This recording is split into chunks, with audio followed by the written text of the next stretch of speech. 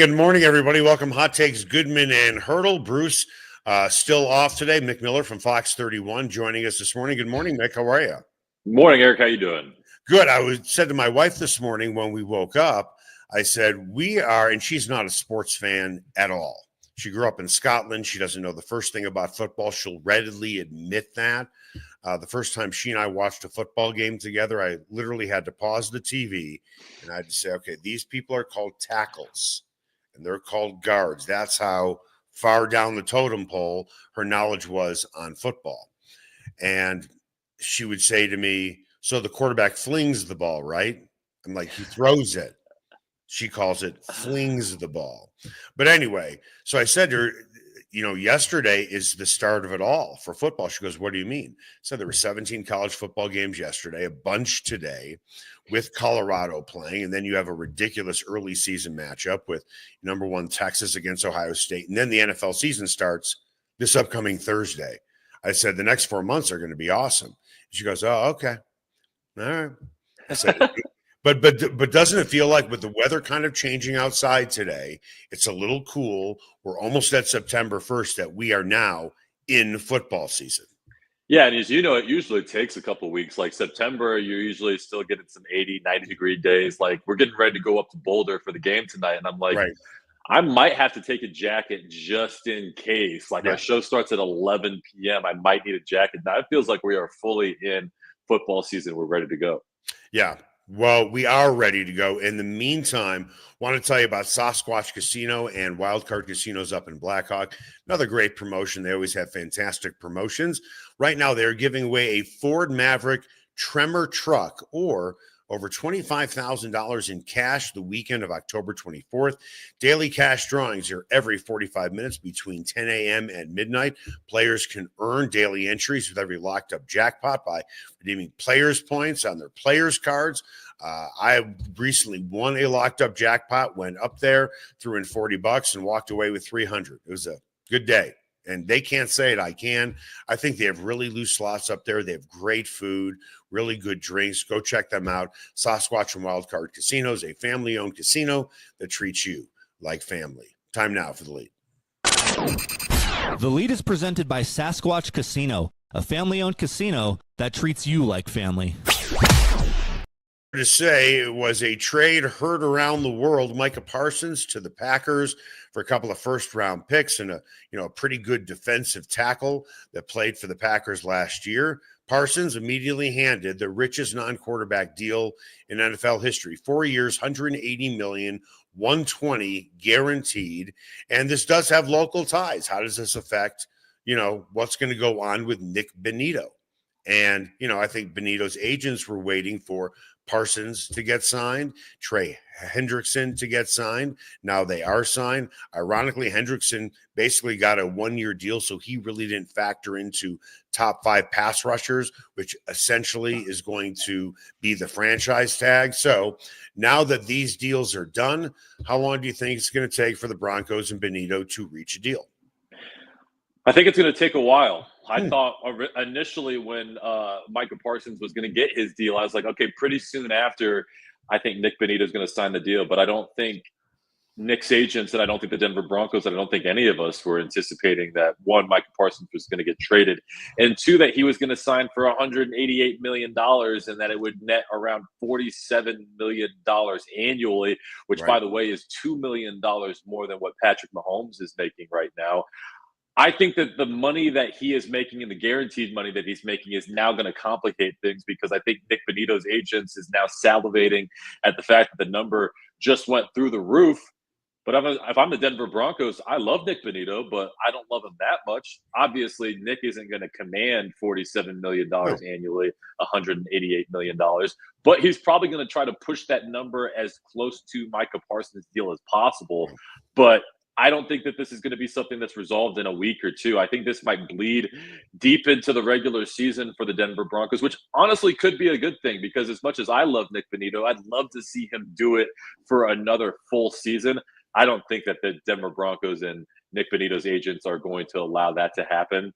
But I think maybe around week 10, week 11 is when we see this deal get done, just because, Eric, as you know, these sports agents, they get real greedy, especially when their clients play at a position like Nik Bonitto does. And when another agent like Micah Parsons' agent gets one of these historic deals done. He's going to be a top 5, top 7 guy in terms of being paid. They can roll the dice if they want to and let him play, and maybe compiles a bunch of sacks. And if he starts, stacking together good days, his price will go up. His price is pretty much set unless he just goes off and has 8 sacks in the opening 5 games. I don't want to say surprise because it's too strong of a term, but I think something would get done. I don't know before the season begins, but it wouldn't surprise me if it does. I think for Bonitto, when you look at where he is at in the pecking order, so you have Parsons at $47 million, TJ Watt's at 41 with his new deal, Myles Garrett is at 40, Danielle Hunter, Max Crosby, roughly $35 million. That's how you put together the franchise tag. So his average salary on a franchise tag would be $40 million, fully guaranteed. He doesn't want that anyway because it's only a 1-year deal. If I had to guess, and I talked to some people in the know that probably know more than I do, they think it's going to come in the mid to low 30s. I think it's probably going to come in at around 37 a year. Only, and this is my logic behind it. He's not going to get anywhere near Micah Parsons. And if he gets $37 million, he's still $10 million below. Then you look at Micah Parsons, or then you look at Nik Bonitto's side and say, listen, he's not better than TJ Watt. He's not better than Myles Garrett. Let's not put him in that category yet. But if you want to take him a step down to Danielle Hunter, you might be able to do that. Would you rather have him or Max Crosby? I'd probably go with Max Crosby, only because of what he has done over the course of his career. But when you look at the guys that I just mentioned, all of them have played for a long time. All of them have stats that are more than pretty impressive. And you can say, well, Nik Bonitto's only had 1 year of 13 and a half sacks. Well, he's only played 3 years, right? These other guys have stacked stats because they have played longer. So what's the upside for the Broncos by signing Bonitto to this deal? He's much younger than any of those guys. I would not be surprised if it comes in between 33 and 37.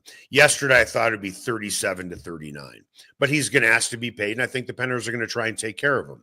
However, he might try and do a team-friendly deal just to help out the rest of the team, but I don't know why he would want to do that.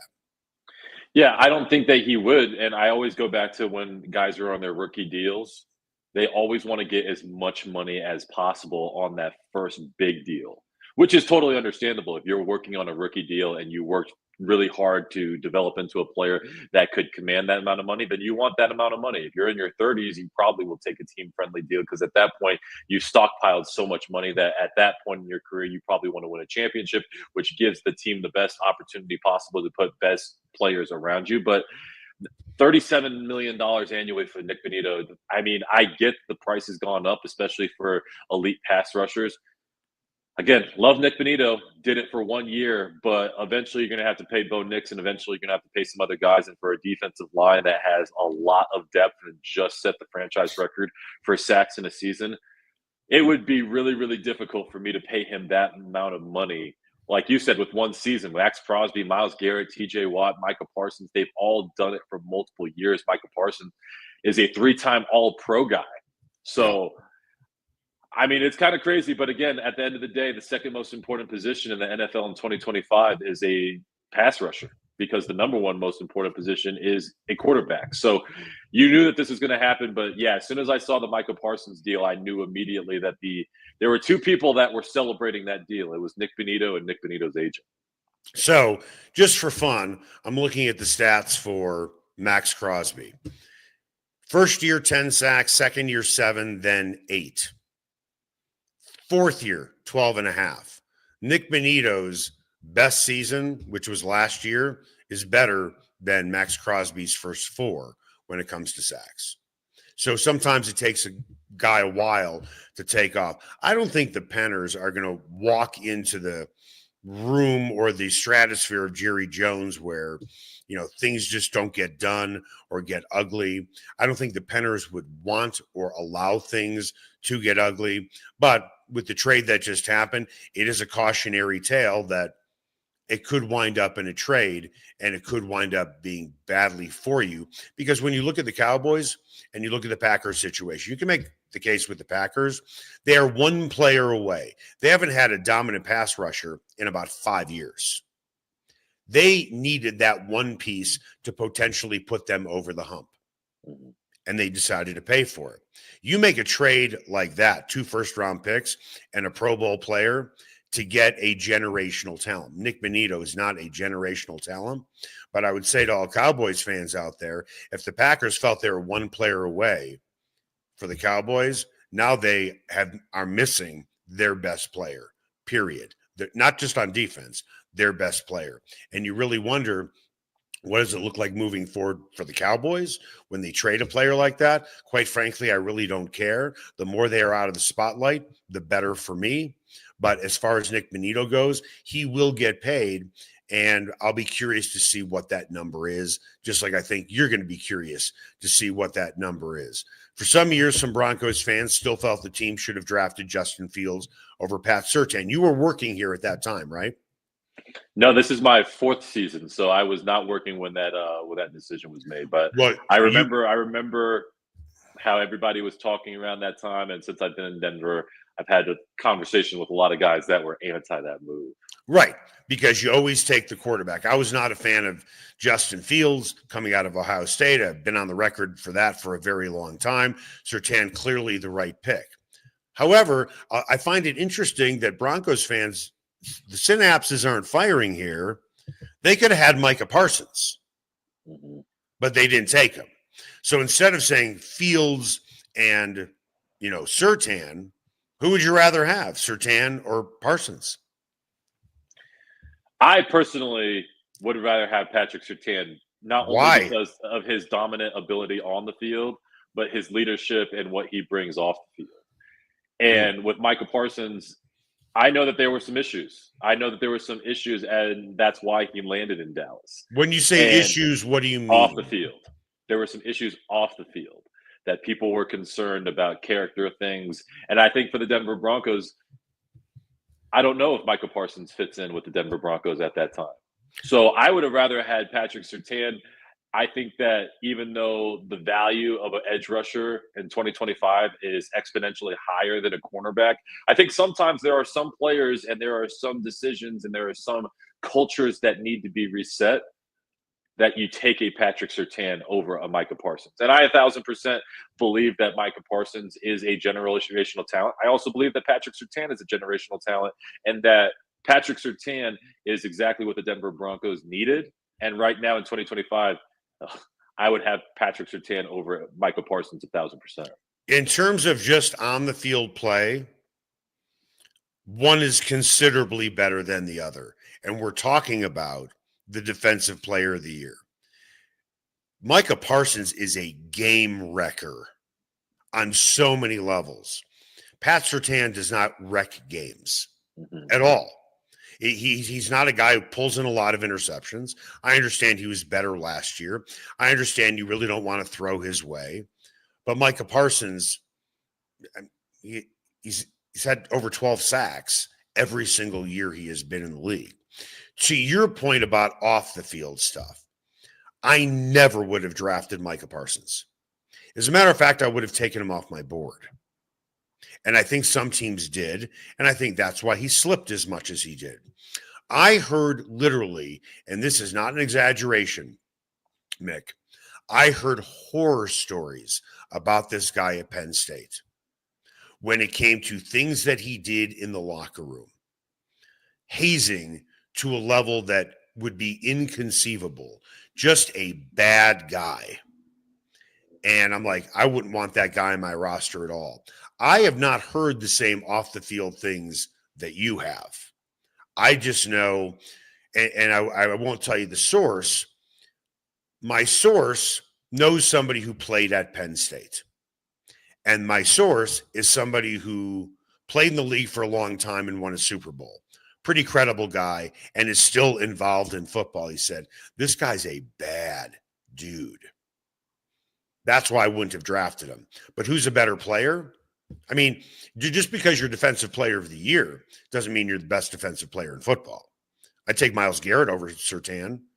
I might take Max Crosby over Surtain. I would take Micah Parsons over Surtain. But to your point, locker room stuff, off the field stuff, I mean, share with the class. What have you heard? What have you read? Because remember, it's all reported. Yeah, and you're not reporting it. You're just repeating what you have read.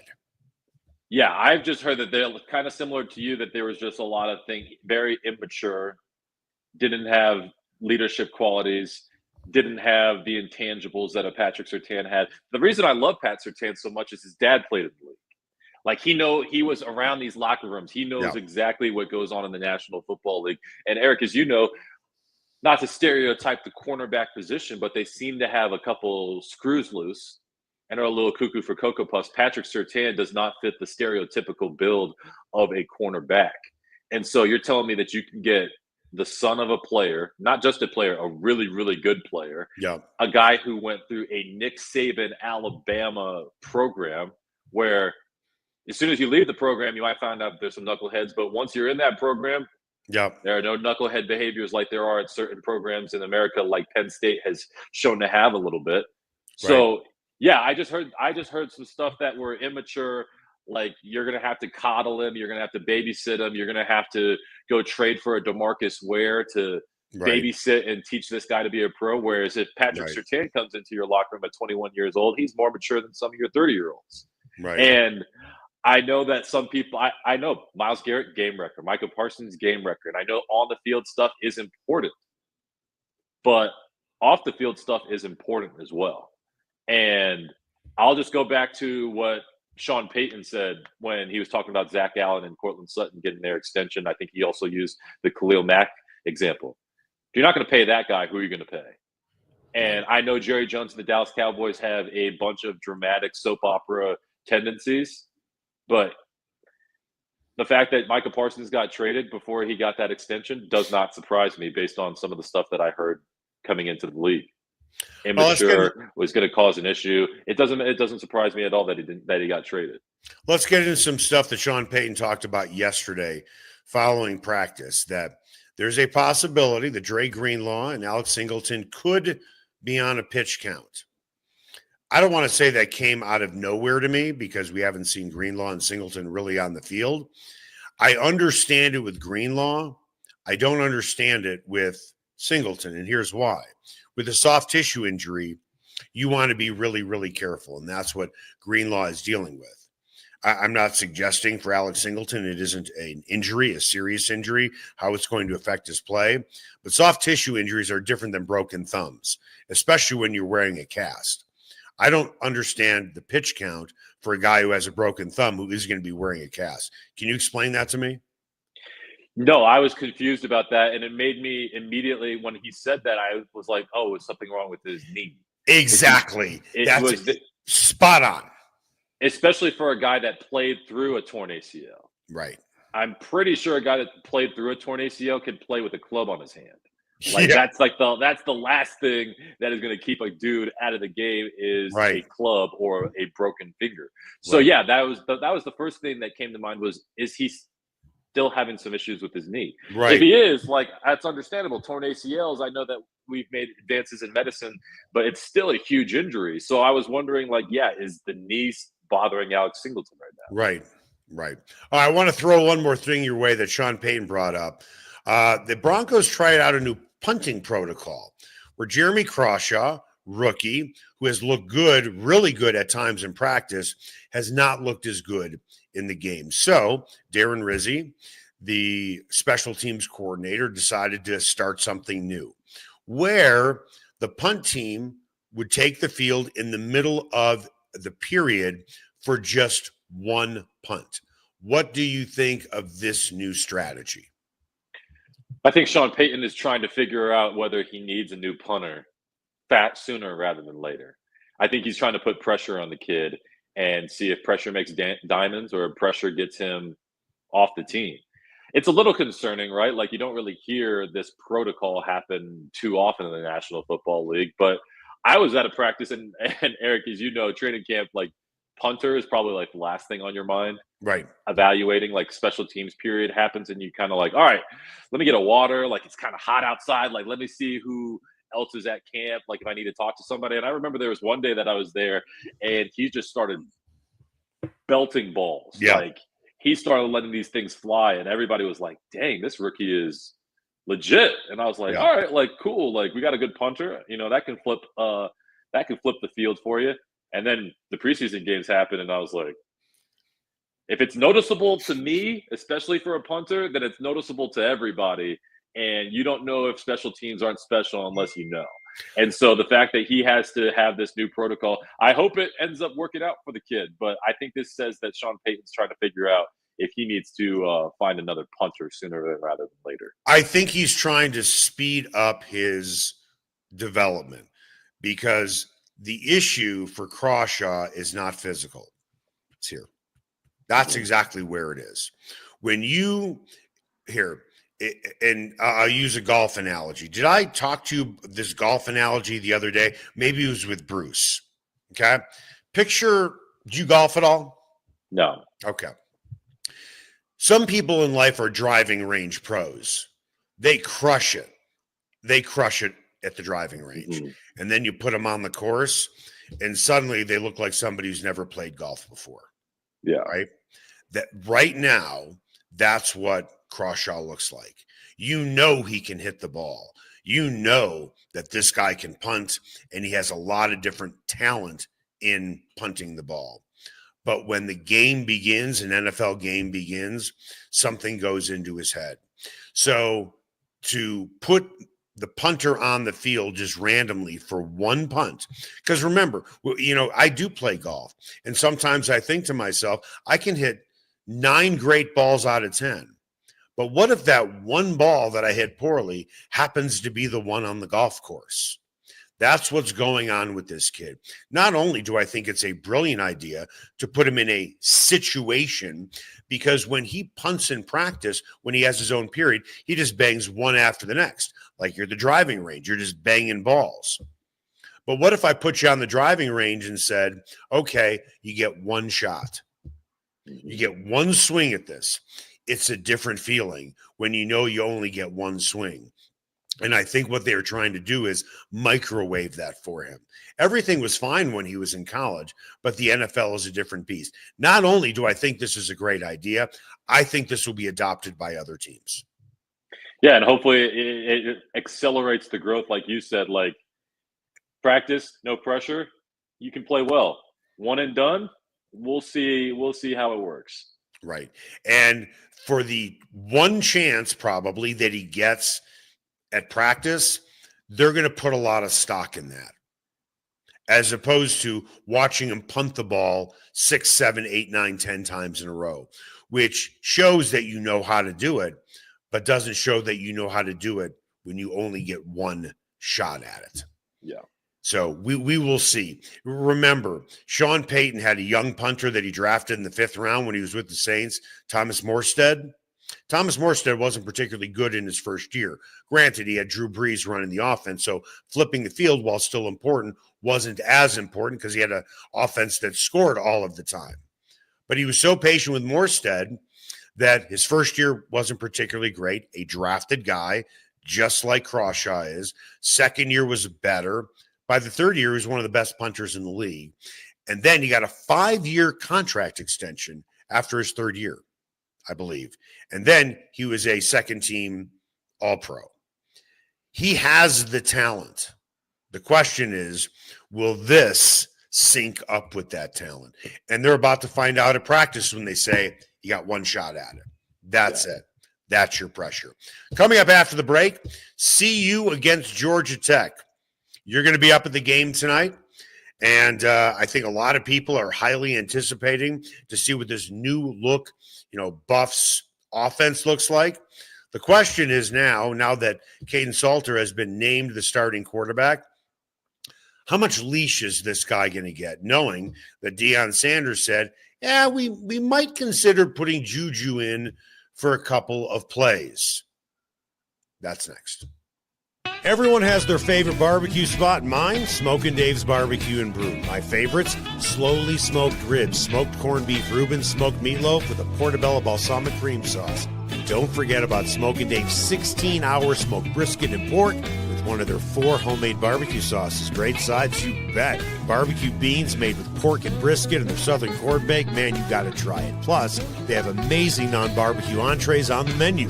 Go where I go, Smokin' Dave's Barbecue and Brew in North Denver. Ever wondered where city and county fleet vehicles go when they retire? Now's your chance to find out and score big. Imagine driving away with a great deal on a reliable vehicle. For over 45 years, Roller Auction has been the trusted source for government fleet vehicles and equipment. Trucks, SUVs, sedans, and more, all selling to the highest bidder. Don't miss out. Visit roller.bid/hottakes to get auction updates today. Your next vehicle could be just a click away. Spice up your next night out at Nola Jane and Lodo. Authentic Cajun cuisine like andouille sausage gumbo with dirty rice, crawfish etouffee, as well as 6 different po' boys like soft-shell crab and shrimp. Come in before or after a game at Ball Arena. Host a party or party on their rooftop deck overlooking Market Street during happy hour from 11 a.m. to 5. Plus, Nola Jane caters, delivers, and the kitchen is open late night. Make Nola Jane your new favorite spot to eat, drink, and party like it's Mardi Gras. Ferguson's Heating and Cooling is the best in Denver, and their customers agree. Ferguson's has 165 5-star Google reviews, and here's one from Betsy. Highly professional, prompt, and honest. I switched to Ferguson's when I became aware my former company was trying to sell me a whole new system I didn't need. Ferguson's is an honest, working, family-owned business that'll give you a fair price, the highest quality parts and equipment, and they always show up on time. You can trust the Ferguson family like you trust your own family. Go to fergusonsheatingandcooling.com. Everyone has their favorite sports bar. Mine, the Sportsbook Bar and Grill in Highlands Ranch in the DTC. Both locations are everything a sports bar should be. An upscale menu with 12 different burgers, outstanding wings, and my favorite, the Philly cheesesteak egg rolls. They've got every game on the NFL Sunday Ticket, MLB Extra Innings, NHL Center Ice, NBA League Pass, plus soccer, rugby, and UFC. Sportsbook is a hangout bar or great for private parties. The Sportsbook Bar and Grill in Highlands Ranch, the DTC, and coming soon to Parker. They are the sports bar. Sasquatch and Wildcard Casinos in Blackhawk have another incredible promotion. They'll be giving away a Ford Maverick Tremor truck or over $25,000 in cash the weekend of October 24th. Daily cash drawings are every 45 minutes between 10 a.m. and midnight. Players can earn daily entries with every locked-up jackpot or by redeeming players' points on their players' cards. Sasquatch and Wildcard Casinos, loose slots, phenomenal promotions, great food, and a family-owned casino that treats you like family. And welcome back. Hot Takes, Goodman and Haertl. Mick Miller, Fox 31, joining us this morning. Time now for What's Trending. What's Trending is presented by Nola Jane in the heart of Lodo. No one does Cajun cuisine better than Nola Jane. Go see why their award-winning menu is the best in town. All right, Mick, you're going to be up in Boulder tonight as the Buffs start the season against Georgia Tech. Caden Salter, starting QB. Now, considering Deion Sanders said he might consider using freshman Juju Lewis in the game, this suggests, I'm not saying it's true, there isn't a lot of daylight between the quarterbacks. How long do you think the leash is going to be for Salter? I'm going to take you back to probably the most recent example that I can give when a coach said that he had 2 quarterbacks, and that really meant that he had none. It was a couple years over at Oklahoma. Spencer Rattler was the starting quarterback for the Sooners, and there was this 5-star quarterback from Washington, D.C. that I knew really well because he went to my rival high school named Caleb Williams. Yeah. And Rattler was a Heisman Trophy finalist to start the season, started playing really, really poorly. And in 2025, and this was only a couple years ago, so especially in 2025, students are really, really smart. They know exactly who's on campus.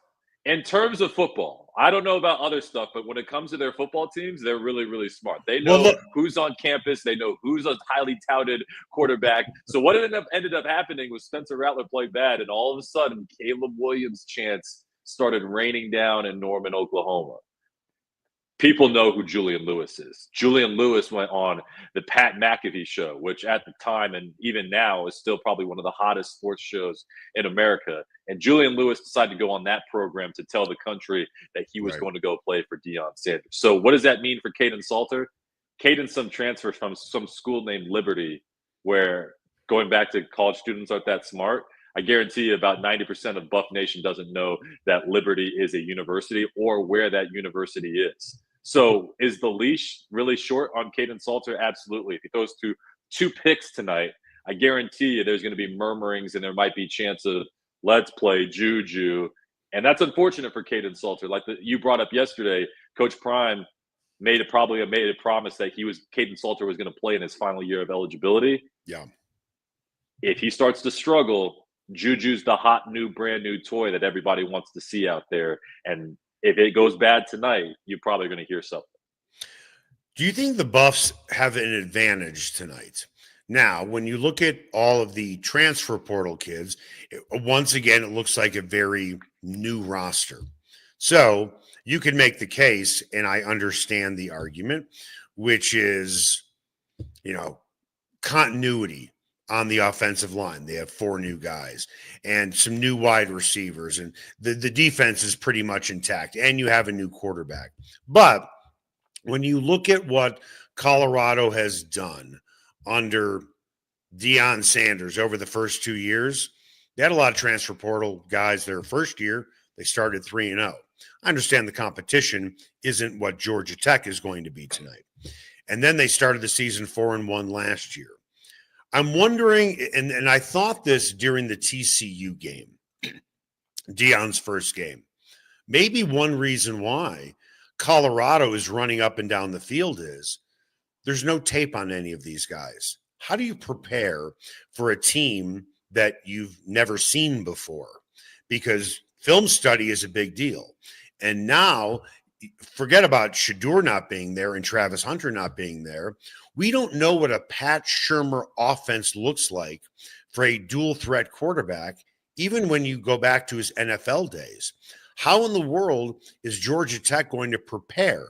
Are they going to watch tape of Salter at Liberty? They could, but they have no idea how Pat Shurmur, not that he's this end-all be-all offensive coordinator, how he is going to game plan, because there's no history of anything like this on tape. Yeah, I think that's a really good point, and I think that's how they beat TCU. Like, you knew that Shedeur Sanders and Travis Hunter were talented. You didn't know how talented. You didn't know that Xavier Weaver was going to be what he was. I remember he had a big game, and Dylan Edwards had, 4 touchdowns in that game? He was a true freshman. So, yeah, I think that's one of the benefits of having a transfer portal.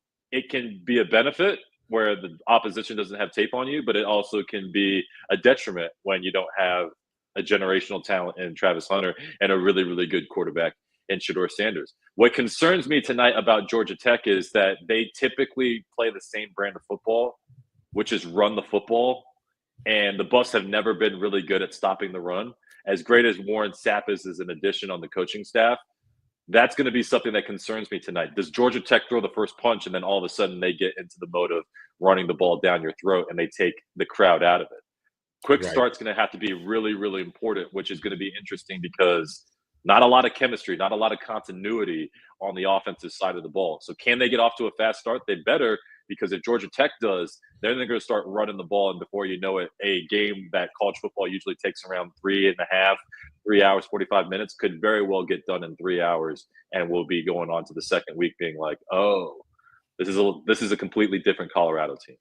If I posed this question to most people, they would say that's a ridiculous statement. But I'll ask you, I don't think it's ridiculous at all. As a matter of fact, I'd argue that this would be.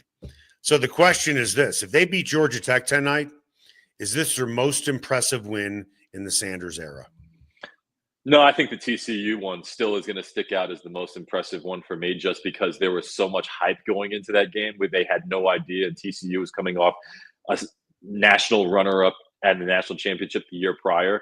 And they came out and obviously it was close, but they were running up the score. It was one of the most exciting games of all time. If they beat Georgia Tech, it'll be like, oh, yeah, cool. That was a good win.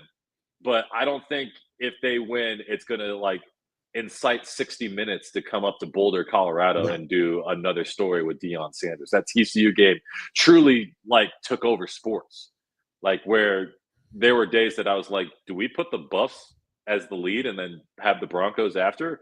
Because they were just so hot and big, and it all started with that TCU win. Okay, well, let me separate it then. I see your point, and I agree with your point to a point. That win had the most sizzle of any win in the Deion Sanders era. TCU, to your point, coming off a spot in the national championship game. But as we found out, TCU wasn't a very good football team that year. The sizzle was there. Georgia Tech is a better team than that TCU team. Georgia Tech, if they win, would be their most impressive win. That's the stake. TCU is the sizzle. Georgia Tech is the stake. I would say give me a couple of impressive wins that the Buffs have had over the last 2 years, because I can't think of any. Baylor comes to mind. Baylor comes to mind. The comeback, the Hail Mary to put it into overtime, then Travis Hunter giving the Heisman moment of forcing the fumble and the Buffs walking off. That probably was, from a football team perspective, the Baylor team was, I don't know that much about Georgia Tech, to be 100% honest with you, but that Baylor team was a solid team. And the fact that they were able to come back and win, that probably was, from a football perspective, their most impressive win in the Deion Sanders era. And that particular year, that was 2023. Is that right? Or was that 2020? That was last year. Okay, so 2024. Yeah, and again, that was an exciting game. That game went into overtime. It was an exciting finish. I agree with you on all of those points. What I'm doing right now is, I don't know off the top of my head, and right now I could be completely talking out of my ass, but I'm about to find out, because I am one click away. Baylor was 8-4 that year. They were 8-4 last year. That was impressive. Georgia Tech, I think, will win 8 games this year. I think they have a chance to knock off Clemson. Okay. So if you want to put Baylor on top, I will agree with you right now. But I think, let's see how the season plays out. Georgia Tech is expected to be the second best team in the ACC, which, quite frankly, is kind of like saying you're the second best team in the Big 12. Compared to the SEC and the Big 10, that really doesn't mean much, does it? Yeah, no, absolutely. And especially with all these teams migrating to the Big 10 and the SEC, unfortunately, these other conferences are taking big L's. So what are you most excited about for tonight's game, because you're going to be up in Boulder? To see what this offense looks like. Honestly, to see if Pat Shurmur and Deion Sanders are able to put together an offense without Shedeur and Travis Hunter, because I do think that Shedeur was able to have basically the ability to go to the line, change a play, call a play, do whatever he wanted on the football field. Can Pat Shurmur actually call a game? Can he call a game without a quarterback who's going to call most of the plays? And can Deion Sanders hold his He called most of the plays for himself. Mm-hmm. He's selfish. I'm sorry. And I'm not trying to pile on Shedeur Sanders. He ran that offense. He ran out Lewis, the offensive coordinator, right? Yeah, there's a reason that Sean Lewis got play calling duties taken away, and some guy named Pat Shurmur, who is notorious in Denver for not being an offensive guru, took over. So that's what I'm looking forward to, is can Pat Shurmur call a game, and can Deion Sanders coach his coordinators and coach this team? Because it's a lot. You can guarantee about 2 to 3 victories a year with Shedeur Sanders and Travis Hunter. You just can't. At the college level, they were just that good, and the Big 12 was just that bad. But I'm just looking forward to seeing what the offense looks like, and I'm looking forward to see if this team can compete. Because if you ask Deion Sanders, he says this team has more depth than in years past, and that's what sets this team apart. Cool. I got to see it, because I wasn't allowed to see it the last couple of weeks in training camp. We're about to see it tonight. I think the element of surprise helps CU, right? Who do you think wins? Give me a score just for fun. I think Georgia Tech wins this 27-21. I think it's a low-scoring affair. I think it's going to be a little chilly. I think it's going to be big time, prime time, 6 p.m., ESPN. Everyone's going to be watching. Last year, you had some dudes that could handle that. I'm not sure this team has some dudes that can handle being in prime time. And so I think that Georgia Tech wins this one 27-21. Your metric I find somewhat humorous, that a combined 48 points in a game is a low-scoring game. College football 2025, that is a low-scoring game. This season, win total for the Buffs.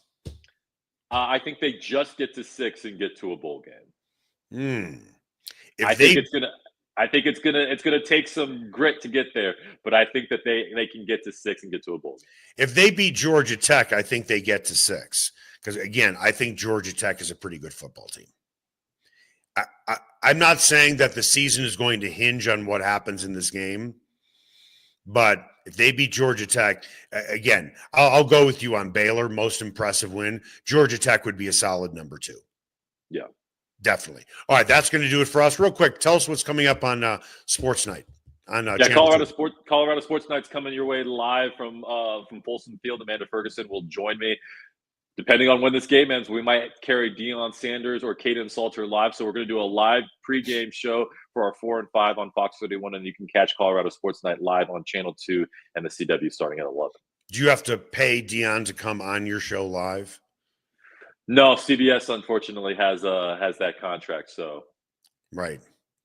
Am I the old guy where I refuse to call him? I can't even say the words Coach Prime. I think so. I think you're one of the few. Good. Then I'm more than happy to hold my ground. This is what I never understood. And I know that we are overtime on this show right now because usually we go 40 minutes. I would like someone to explain this to me. Maybe you can be the guy for me. Jason Garrett, when he was a head coach in the NFL, he got into a reporter for not calling him coach. And I'm thinking, why should anybody in the media call you coach? Is there a diploma on your wall that I'm unaware of, that you went to extra schooling like a doctor, where you call doctor? They have earned that. Why does a coach feel he's earned the right to be called coach by people who don't play for him? I don't know. The doctor thing always throws me off too. I'm always like, I'm not calling you a doctor, but yeah. Well, I think you should. They have, to me, they have earned that. I mean, I've said to Bruce before, I run 2 companies. I own 2 companies. I'm the president of those companies. I don't ask anybody to call me Mr. President. Yeah. Yeah, the coaching thing is weird. But I always subscribed to, if somebody, I have a really difficult first name and I go by Myck. So I'm a little sensitive. If somebody asks me to call you something, I'll tend to do it, but I don't have to. I'm doing it out of a courtesy. See, for me, there's an age thing there. Now that I'm closer to Deion Sanders' age, and he and I think he might be a year or 2 older than me, or something like that. I'm not going to call somebody coach who's my age. Just not. Now, when I was much younger than you, when I covered Roy Williams at Kansas, and I was 24, I called him coach. But when somebody's my age, they're a peer. I don't look up to them, for lack of a better phrase. Yeah. Do you think you will ever cross that horizon line, that threshold like me when you're 57, or will it always be coach to you? I think it'll always be coach to me, just because I grew up playing sports, and with the coaches that I had, it was always just like, I feel like coach is a respectful title. Like, I respect coach more than probably I respect doctor, just because I wasn't smart enough to be a doctor, but I was dumb enough to definitely play sports and have a coach. So I think I'll always call coach, just because growing up, I always just respected coaches, and I always felt like, oh, it's coach. You respect a coach more than a doctor? Yeah, that shows about where I came from. That's crazy to me. I mean, you're playing a game. You're showing respect for someone because they play a game. A doctor plays the game of life. I'm also the guy that if my back hurts, I don't go to doctors. I don't trust doctors. So maybe that has something to do with it. Maybe you should go to Coach Prime. And that's the first time I've ever actually said that out of my mouth. Coach Prime. I just There you refer go. to him as Dion. Sorry, I guess I'm the lone wolf. Mick, it was great doing 3 shows in a row with you, starting on Wednesday, finishing today. Look forward to having you on again. I know you're going to have a great show tonight.